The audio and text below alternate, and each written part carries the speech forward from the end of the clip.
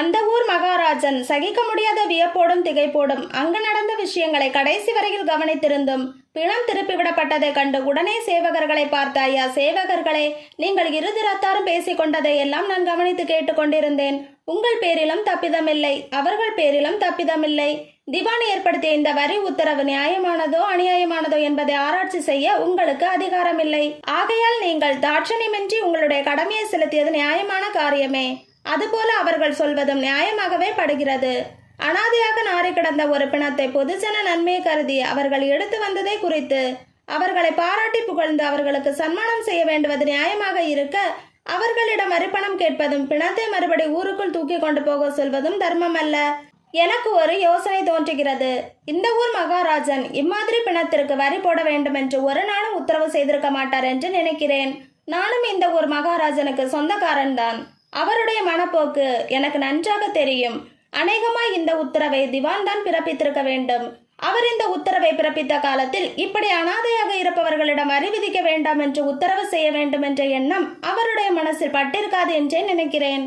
நீங்கள் ஒரு காரியம் செய்யுங்கள். இந்த அனாதை பிணத்தை இவர்கள் சுடுகாட்டுக்கு கொண்டு போய் புதைக்கும்படி நீங்கள் விட்டுவிடுங்கள்.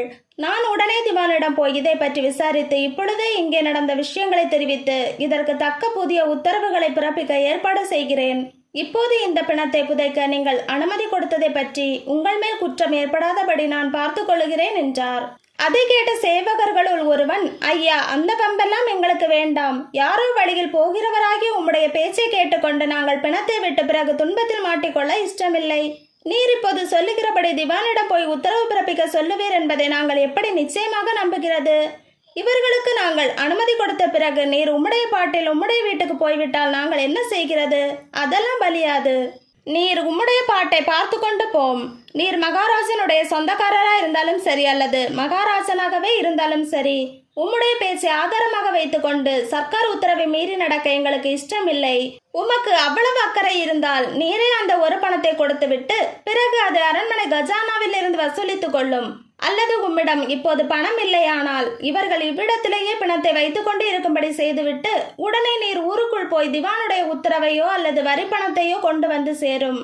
அதுதான் ஒழுங்கான காரியம். எங்களுக்கு அதனால் பாதகம் ஏற்படாது என்றான். அதை கேட்ட மகாராஜன் அந்த சேவகர்களின் கண்டிப்பையும் ஒழுங்கு தவறாத மனப்பான்மையும் கண்டு மிகுந்த ஆச்சரியமடைந்தார். தமது தேசத்தில் அத்தகைய அக்கிரமமான வரி ஏற்படுத்தப்பட்டிருந்த விஷயம் அவரது மனதை ஒரு புறத்தில் வதைத்ததானாலும் கீழ் சிப்பந்திகள் அவ்வளவு திறமையாகவும் நிலை தவறாமலும் நடந்து கொண்டதை பற்றி இன்னொரு புறத்தில் பெரும் மகிழ்ச்சியும் பூரிப்பும் உண்டாயிற்று. மகாராஜன் உடனே தனது சட்டை பையில் இருந்து ஒரு பணத்தை எடுத்து, நீங்கள் சொல்வது நியாயமான விஷயம். வரி பணத்தை நானே செலுத்துகிறேன், வாங்கி கொண்டு ரசீது கொடுங்கள். அதில் ஒரு அனாதை பிணத்திற்காக ஒரு தர்மமானால் செலுத்தப்பட்ட வரிப்பணம் என்று எழுதி கொடுங்கள் என்று கூறி பணத்தை கொடுத்தார். சேவகர்கள் பணத்தை பெற்றுக்கொண்டு அவ்விதமே ரசீது எழுதி கொடுத்தார்கள். அதன் அடியில் யார் கையெழுத்திட்டிருக்கிறார்கள் என்பதை அரசன் கவனித்தான். ரெவென்யூ தாசில்தார் என்ற உத்தியோக பெயரின் மேல் யாரோ ஒருவர் கிறுக்கெழுத்தில் கையெழுத்து செய்திருந்தார். அதுவுமன்றி திவான் லொடபட சிங் பகதூர் என்ற முத்திரையும் சுத்தமாக அந்த ரசீதில் குத்தப்பட்டிருந்தது. தமது புதிய திவான் அந்த பழைய காலத்து முத்திரையை எல்லா தஸ்தாவேஜிகளுக்கும் உபயோகித்து வருகிறார் என்று அரசன் அதற்கு முன் எண்ணிக்கொண்டிருந்தமையால் அந்த வரியும் தமது புதிய திவானாலேயே ஏற்படுத்தப்பட்டிருக்க வேண்டும் என்று நிச்சயித்துக் கொண்டு, ஏனப்பா, இந்த வரி எப்போது முதல் அமலில் இருந்து வருகிறது என்றான். முன் பேசிய காவலன், இது சுமார் 7-8 வருஷ காலமாக அமலில் இருந்து வருகிறது என்றார். அதை கேட்டுக்கொண்ட மகாராஜன், சரி, பிணத்தை இனி விடுங்கள் என்று கூற உடனே சேவகர்கள் அனாதை பிணத்தை மயானத்திற்குள் கொண்டு போக அனுமதி கொடுத்தனர். குடியானவர்கள் பிணத்தை எடுத்துக்கொண்டு சென்றனர். மகாராஜனும் உடனே அவ்விடத்தை விட்டு புறப்பட்டு தனது அரண்மனைக்கு வந்து சேர்ந்தான். தான் உடனே தனது திவானை வரவழைத்து அந்த அபூர்வமான வரியை பற்றி கேட்க வேண்டுமென்ற எண்ணமும் பதைப்பும் எழுந்தெழுந்து தூண்டினவானாலும் அப்போது இரவு காலம் வந்து விட்டதாகையால் ஒரு வேலைக்காரனை அழைத்து காலையில் தான் திவானுடன் அவசரமான ஒரு விஷயத்தை பற்றி பேச வேண்டுமாதலால் மறுநாள் காலை 10 மணிக்கு அவர் வந்து தம்மை பார்க்க வேண்டும் என்று அந்த வேலைக்காரன் மூலமாக திவானுக்கு செய்தி சொல்லி அனுப்பினார். ஆனாலும் அரசனுக்கு அன்றைய இரவு முழுவதும் தூக்கம் பிடிக்கவில்லை. உயிருடன் இருக்கும் மனிதருக்கு வரி ஏற்படுத்துவதே முறையன்றி இறந்து போனவருக்கு வரி ஏற்படுத்துவது அரசருக்கு புதுமையாகவும் தான் அதற்கு முன் எவ்விடத்திலும் கேட்டறியாத விந்தையாகவும் இருந்தது. அத்தகைய அக்கிரமமான வரியை விதிக்க மேதாவியும் சட்ட நிபுணருமான தனது திவானுடைய மனது இடம் கொடுத்ததா என்ற ஆச்சரியமும் மலைப்பும் தோன்றி வதைத்துக் கொண்டே இருந்தன. அதுவுமன்றி அனாதை பிணத்தை எடுத்து வந்த மனிதர்கள் இந்த ஊர் அரசன் பிச்சைக்கார பிணத்தின் வாயில் உள்ள அரிசியை கூட தோண்டி எடுப்பவன் என்றதும் பிணத்தை அரண்மனை வாசலில் கொணர்ந்து போடுவதாகவும் பொக்கிஷ அறையில் அடமானம் வைப்பதாகவும் அவர்கள் சொன்னதும் கூர்மையான 1000 ஈட்டிகளை கொண்டு குத்துவது போல மகாராஜனது மனதை புண்படுத்தி அவமானத்தினால் அவரது தேகம் குன்றி போகும்படி செய்தது. அத்தகைய இழிவையும் தூஷணத்தையும் தனக்கு உண்டாக்கி வைத்த மூட திவானை தான் தக்கபடி சிக்ஷிக்க வேண்டும் என்ற எண்ணம் எழுந்தெழுந்து மேலோடி நின்றது. அவ்விதமான நிலைமையில் அரசன் அந்த இரவு முழுவதும் தூங்காமல் இருந்து மறுநாள் காலையில் எழுந்து தனது காலை கடன்களை முடித்து கொண்டு தனது ஆஸ்தான மண்டபத்தில் அமர்ந்த திவானினது வருகையை நிரம்பவும் ஆவலோடு எதிர்பார்த்திருந்தான். திவானுக்கும் அந்த இரவு மிகவும் துன்பகரமானதாகவே முடிந்தது. அரசன் எந்த விஷயத்தை பற்றி அவசரமாக தம்மிடம் பேச எண்ணுகிறார் என்பதை பற்றி அளவற்ற ஆவல் கொண்டு எண்ணிக்கையற்ற யூகங்களும் யோசனைகளும் செய்து எதையும் குறிப்பாக நிச்சயிக்க மாட்டாதவராய் இரவு முழுவதும் சலனப்பட்டவராகவே இருந்து மறுநாள் காலையில் எழுந்து தமது காலை கடன்களை முடித்துக் கொண்டு அரசனுக்கு எதிரில் வந்து ஆஜராய் அவனை வணங்கினார். அதற்கு முன் அரசன் திவானுக்கு காட்டிய மரியாதையையும் அன்பையும் காட்டாமல் ஆசனமும் கொடாமல் அப்படியே நிற்க வைத்து பேசவே திவானுக்கு அது முற்றிலும் விபரீதமாக தோன்றியதன்றி அவரது மனதில் ஒருவிதமான கலக்கத்தையும் சஞ்சலத்தையும் உண்டாக்கியது.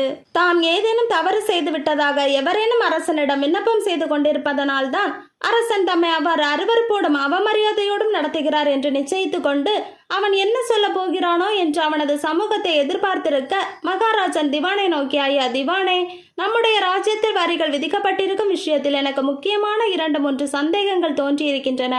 அவைகளை உங்களிடம் கேட்டு தெரிந்து கொள்ளலாம் என்று உங்களை வரவழைத்தேன். அதாவது நம்முடைய நகரத்தில் இறந்து போனவர்களுக்கு வரி விதிக்கப்பட்டிருக்கிறதே, அது என்ன கருத்தோடு விதிக்கப்பட்டிருக்கிறது? ஒரு மனிதர் இந்த நகரத்தில் உயிரோடு இருந்தால் அவருக்கு நம்மால் செய்து கொடுக்கப்படும் பாதுகாப்பு, பல வகைப்பட்ட சௌகரியங்கள் முதலியவைகளை கருதி அவரிடம் நாம் வரிகள் வசூலிப்பது நியாயமே. அவருடைய உயிர் இந்த நகரத்தை விட்டு போன பிறகு அவரிடம் எந்த உத்தேசத்தோடு வரி வசூலிக்கப்படுகிறது? வரி மனிதருடைய உயிரை பொறுத்ததா அல்லது அவருடைய உடம்பை பொறுத்ததா? இதுதான் என்னுடைய முதல் சந்தேகம். இறந்து போனவர் அனாதையாகவும் சொத்து என்பதே இல்லாதவராகவும் இருந்தால் அந்த வரியை யார் செலுத்துகிறது என்பதை பற்றியாவது அல்லது அவருக்காக ஏற்படுத்தப்பட்ட வரியை தள்ளுபடி செய்து விட வேண்டும் என்பதை பற்றியாவது உங்களால் ஏதாவது உத்தரவு பிறப்பிக்கப்பட்டிருக்கிறதா என்றான். அதை கேட்ட திவான் திடுக்கிட்டு மிகுந்த வியப்பும் பிரமிப்பும் அடைந்து, மகாராஜா, உயிரோடு இருக்கும் மனிதருக்கு வரி விதிக்கிறது என்று நான் இதுவரையில் தெரிந்து கொண்டிருக்கிறேனே அன்றி இறந்து போனவருக்கு யாரும் வரி விதித்ததாக நான் கேள்வியுற்றதே இல்லை. ஒரு வர்த்தகருக்கு நாம் வரி விதிப்பதாக வைத்துக் கொள்வோம். நம்முடைய உத்தரவு அவரிடம் போய் சேரும் முன் அவர் இறந்து போகிறதாகவும் அந்த வர்த்தகத்தை அவருடைய பிள்ளை நடத்துகிறதாகவும் வைத்துக் கொள்வோம். அந்த உதாரணத்திலும் வரி விதிப்பது ஒரு தொடர்ச்சியான வர்த்தகத்தை பொறுத்தது அன்றி மனிதனை பொறுத்ததல்ல. ஒரு மனிதன் இறந்த பின் அவன் இறந்ததற்காக இந்த உலகத்தில் எந்த தேசத்தாரும் வரி விதித்ததாகவோ அல்லது விதிக்கிறதாகவோ நான் கேள்வியுற்றதே இல்லை. நம்முடைய நகரத்தில் அப்படிப்பட்ட வரியே கிடையாது என்றார். அதை கேட்ட மகாராஜன், நீங்கள் சொல்வது நிச்சயம்தானா? உங்களுக்கு வேண்டுமானால் அவகாசம் கொடுக்கிறேன். நீங்கள் போய் உங்களுக்கு கீழே இருக்க சிப்பந்திகள் என்னென்ன வரிகள் விதித்திருக்கிறார்கள் என்பதை கேட்டு நன்றாக தெரிந்து கொண்டு வந்து அதன் பிறகு என் சந்தேகங்களை நிவர்த்தி செய்யுங்கள் என்றான். உடனே திவான், மகாராஜா, இந்த நகரத்தில் இன்னின்ன வரிகள் போடப்படுகின்றன என்பது எனக்கு மனப்பாடமாக தெரியும். வரி விதித்து வசூலிக்கும் இலாகாவை நானே நேரில் அதிக ஜாக்கிரதையோடு பார்த்து வருகிறேன். ஆகையால் நான் சொன்னதில் சந்தேகமே இல்லை. நம்முடைய ராஜ்யத்தில் இறந்து போகிற மனிதர்களுக்கு, அதாவது பிணங்களுக்கு வரி விதிக்கப்படுவதே இல்லை. அப்படிப்பட்ட பரம அசம்பாவிதமான காரியம் எதுவும் நான் இருக்கும் வரையில் தங்களுடைய ராஜ்யத்தில் நடக்காது என்பதை தாங்கள் நிச்சயமாக எண்ணிக்கொள்ளலாம் என்று அழுத்தமாக கூறினார். இதை கேட்டதும் அரசன் புரளியாக புன்னகை செய்து, ஐயா, நம்முடைய ஊருக்கு வடக்கில் இருக்கும் சுடுகாட்டுக்கு போகும் வழியில் நீங்கள் எப்போதாவது போனதுண்டா என்று கேட்க, அதற்கு திவான், நான் போனதில்லை என்று கூறினார். பின்பு அரசன், அந்த பாதையில் சுடுகாட்டுக்கு பக்கத்தில் ஒரு சுங்கன் சாவடி கட்டப்பட்டிருக்கிறது. அதில் 2 சேவகர்கள் இருக்கிறார்கள். சுடுகாட்டுக்கு போகும் ஒவ்வொரு பிணத்திற்கும் 1 பணம் வரி கொடுக்காவிட்டால் பிணத்தை விடக்கூடாது என்று திவானுடைய உத்தரவாயிருக்கிறதாம். அவர்கள் அதுபோலவே 7-8 வருஷ காலமாக வரி வசூலித்து வருகிறார்களாம். திவான் அடக்க இயலாத வியப்படைந்து, ஒரு நாளும் அப்படி இராது. நான் இங்கே திவானாக வந்து 10 வருஷ காலமாகிறது. அப்படிப்பட்ட ஏற்பாடு செய்திருந்தால் நான் தானே அதை செய்திருக்க வேண்டும். நான் நிச்சயமாக துணிந்து சொல்லுவேன், அது தப்பான சங்கதி என்றான். உடனே மகாராஜன், இதோ இந்த ரசீதை பார்த்து சொல்லுங்கள் என்று தாம் வாங்கி வந்த ரசீதை கொடுக்க, அதை ஆவலோடு வாங்கி பார்த்த திவான் பிரமித்து அப்படியே ஸ்தம்பித்து போய், என்ன ஆச்சரியம் இது! யாரோ மறைவில் இருந்து இவ்விதமான மோசத்தை நடத்துகிறார்கள் போலிருக்கிறது. நான் உறுதியாக சொல்லுகிறேன், இது என்னால் அனுமதிக்கப்பட்ட காரியம் காரியமே அல்ல. அதுவுமன்றி இதில் இன்னொரு முக்கியமான விஷயமும் இருக்கிறது. இந்த ரசீதில் காணப்படும் திவான் லோடபட சிங் பகதூர் என்ற முத்திரை தாங்கள் எப்போதும் எல்லா தஸ்தாவேஜிகளுக்கும் வைத்தனுப்ப தங்களுடைய பிரியமான முத்திரை அல்லவா? இதை அந்த மோசக்காரன் அபகரித்து இந்த ரசீதுக்கு உபயோகப்படுத்தி கொண்டிருக்கிறானே என்றார். மகாராஜன் வியப்பும் கோபமும் அடைந்து, என்ன திவானே, இந்த முத்திரையை நான் பிரியமாக வைத்துக்கொண்டு எல்லா தஸ்தாவேஜிகளுக்கும் உபயோகிப்பதாக உங்களுக்கு யார் சொன்னது? என்னிடம் மகாராஜன் என்ற முத்திரை இல்லாமல் போய்விட்டதா? உங்களிடத்தில் இருந்து வரும் தஸ்தாவேஜிகளில் இந்த முத்திரை இருந்ததை பார்த்து நீங்கள் இந்த பழைய காலத்து முத்திரையை பிரியமாக வைத்து உபயோகிக்கிறீர்கள் என்றளவா நான் இதுவரையில் நினைத்திருந்தேன். நீங்கள் சொல்வது ஆச்சரியமாகவும் வேடிக்கையாகவும் இருக்கிறதே என்றான். திவான், எனக்கும் அப்படியே தான் இருக்கிறது. இருக்கட்டும், யாரோ சேவகர்கள் சுடுகாட்டுக்கு பக்கத்தில் இருந்து இந்த ரசீதை கொடுத்ததாக தங்களுக்கு செய்தி வந்திருக்கிறது அல்லவா? அந்த சேவகர்களை உடனே வரவழைத்து விசாரிப்போம். இவ்வித ரசீதுகள் அடங்கிய புஸ்தகங்களை அவர்களுக்கு யார் கொடுக்கிறார்கள் என்பதையும், அவர்கள் வசூலிக்கும் பணத்தை யாரிடம் செலுத்துகிறார்கள் என்பதையும், அவர்களுடைய சம்பளத்தை அவர்களுக்கு யார் கொடுக்கிறார்கள் என்பதையும் கேட்டு தெரிந்து கொண்டு அதிலிருந்து உண்மையை கண்டுபிடிக்கலாம் என்று கூறி அருகிலிருந்த சேவகர்களுள் ஒருவனை அழைத்து சுடுகாட்டு சுங்கன் சாவடியில் இருக்கும் சேவகர்களை உடனே அழைத்து வரும்படி உத்தரவு செய்தார். அந்த சேவகன் உடனே புறப்பட்டு நிரம்பவும் துரிதமாக சென்று கால்நாளிகை நேரத்தில் சுங்க சாவடி சேவகர்களை அழைத்து கொணர்ந்து மகாராஜனுக்கு எதிரில் நிறுத்தினான். திவான் அவர்களுள் ஒருவனை பார்த்து, நீ என்ன வேலை செய்கிறவன் என்றார். சேவகன், எஜமானே, நானும் என்னோடு கூட இதோ இருக்கும் இன்னொருவனும் சுடுகாட்டு சுங்கன் சாவடியில் வரி வசூல் செய்கிற சேவகர்கள் என்றான். உடனே திவான், நீங்கள் எவ்விதமான வரி வசூல் செய்கிறீர்கள் என்று கேட்டான். அதற்கு சேவகன், சுடுகாட்டுக்குள் போகும் ஒவ்வொரு பிணத்துக்கும் ஒவ்வொரு பணம் வசூல் செய்கிறோம் என்று கூறினான். உங்களை யார் நியமித்தது என்று திவான் கோபமாக சேவகர்களை பார்த்து கேட்க, உடனே அவன் ரெவின்யூ தாசில்தார் என்று கூறினான். உடனே திவான் சேவகனை நோக்கி, அவருடைய கச்சேரி எங்கே இருக்கிறது என்று கேட்டான். சேவகன் மேலை கோட்டை வாசலுக்கு பக்கத்தில் இருப்பதாக கூறினான். பிறகு திவான் அவருடைய பெயரை கேட்க சேவகன் எங்களுக்கு தெரியாது என்று கூறினான். திவான் உடனே, நீங்கள் வசூல் செய்யும் வரி பணங்களை அவரிடம்தான் செலுத்தி வருகிறீர்களா என்று கேட்டான். சேவகர்களும் ஆம் என்று கூறினார். பின்பு திவான், உங்களுடைய சம்பளத்தை மாதம் நீங்கள் யாரிடமிருந்து பெற்றுக்கொள்கிறது என்று கேட்க, உடனே சேவகன் அந்த தாசில்தாரிடம்தான் பெற்றுக்கொள்கிறோம் என்று கூறினான். இந்த வரி எவ்வளவு காலமாய் வசூலிக்கப்படுகிறது என்று திவான் கேட்க, அதற்கு சேவகன் 8 வருஷ காலமாய் வசூலிக்கப்படுகிறது என்று கூறினான். பின்பு திவான், இந்த வரியை அந்த தாசில்தாரே ஏற்படுத்தினாரா என்று சேவகனை பார்த்து கேட்டான். அதற்கு சேவகன், அந்த விஷயத்தை நான் நிச்சயமாக சொல்ல முடியாது. இந்த வரியை இந்த ஊர் திவான் சாஹிப் ஏற்படுத்தியதாக சொல்லிக் கொண்டார்கள். அவ்வளவுதான் எங்களுக்கு தெரியும், மற்ற விவரம் எதுவும் தெரியாது என்று கூறினான். இதை கேட்டு அதிர்ச்சி அடைந்த திவான், அந்த தாசில்தாரையும் அவருடைய கச்சேரியையும் எங்களுக்கு நீங்கள் காட்ட முடியுமா என்று சேவகர்களிடம் கேட்க, சேவகர்களும் ஓ, காட்டுகிறோம் என்றார்கள்.